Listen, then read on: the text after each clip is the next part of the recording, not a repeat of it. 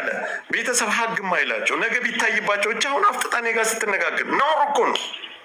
ጭራሽም ተያዘብኝ ብላ ሴት ልጅ ልትመጣ አትችልም። ወንድ ልጅ እኮ ገንዘብ የሚቀበሏቸው እኮ አሉ በቪዲዮ እያስፈራሩ ስራዬ ነው ብላ ምንም ይሄን በዋጣ ምንም ልል አልችልም ብላ አፍና ያዛል። ሁሌ አንድ ነገር ሲነሳ አረብ ሀገር ከማንም በላይ አዳምጭኝ። ማንም ቅጣትን እንዳትቀስሩ፣ ስርዓት ያዙ። መከባበር ካለብን እንከባበራል። ካልተከባበርን ግን እነሱ ላይ ወጥተው ገስት ላይ ወጥተው መናገር ስለማይችሉ ሁሌ አረብ ሀገር ያላቸው ሴት ለምንድን እንደ እየተሳቀቁ ይጠፋሉ?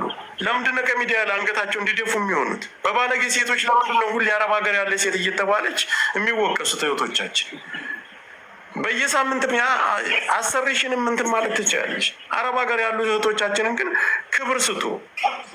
የሆነ ነገር ተነስ አረብ ሀገር ያሉ እህቶች አረብ ሀገር እባክህ ተከብራ ነው የምትኖረው። ከወር አመት 2 አመት 10 አመት ድረስ ምንም ወንድ ሳያገኙ የሚሰሩ ሴቶች አሉ። ባል ከፈለጉ እናቴ ትሙት አገራቸው ይገባሉ። ወንድ ከፈለገች ወጣ ማግኘት ትችላለች። ምንም የሚያሳቅቃት ነገር የለም። በስልክሽ ነው ፈቅደሽ ወደሽ ነው እንደዚህ ገልብጥሽ የምታሳዩ። ከዚህ ያለፈ ነገር እየመጣችሁ እህቶቻችንን አረብ ሀገር ያሉ እህቶቻችንን አንገት ለማስደፋት አትሞክሩ። እኔ ተናግሬያለሁ። ሽንት ቤትም ቢሆን ስልክ ነው ማሪ ፍቅሪ ተላለሰች ማንንም እንዳትፈሩ በሉት፣ ስደቡት። እንደዚህ አይነት ሴት ሲመጣ አንቺ ባለጌ በሏቸው። ወንዱ ለጥቅሙ ነው ይህን ስራ ብሎ ቁጭ ብሎ ቤት ይዞ እኮ እንደዚህ አይነት ስራ እኮ እየሰራ እኮ ሴትን እኮ የሚያሳቅቃል። ሁሌ አረብ ሀገር ያለ ሴት አባቴ ጀግና ናት። ማንንም አሰማ አላት፣ ከማንም አትለምንም።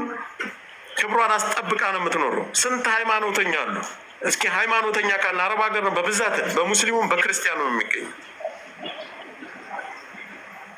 በጣም የምታሳፍሩት ግን ሰው አረብ ሀገር ያላችሁ እህቶቻችን ስለዚህ እናንተ ናችሁ ዲቃላ ምናምን እየወለዳችሁ እናንተ አረብ ምናምን በስልጣን ያለም ኑሯል እያላችሁ በቁምጣ እየተከፋፈሽ ለሐጭሽን እያንጠበጠብሽ እየሰከርሽ የምትዝረከረኩ እናንተ ናችሁ። አረብ ሀገር ያለ ማንም እንዳይነካችሁ ራሳችሁን አስከብሩ። እኔ ብቻ አስገባችኋለሁ ገስት ላይ ቀጥቅጡት፣ ማንንም እንዳትፈሩ። ብሻቂ ሁሉ ትባሸቃለህ። እያንዳንድ እየመጣ አረብ ሀገር ክብር አለን ባለ ድንግልን ብላችሁ ተናገሩ። ሃይማኖታችን በየሁሉም ሃይማኖታችን በሚፈቅድበት መልኩ ተሸፍነን እንሄዳለን። ሃይማኖታችን እናቀፍ ሰርተን የምናድረው ለምንን አናድርም። ከመንግስት ብድር አይጠይቁም።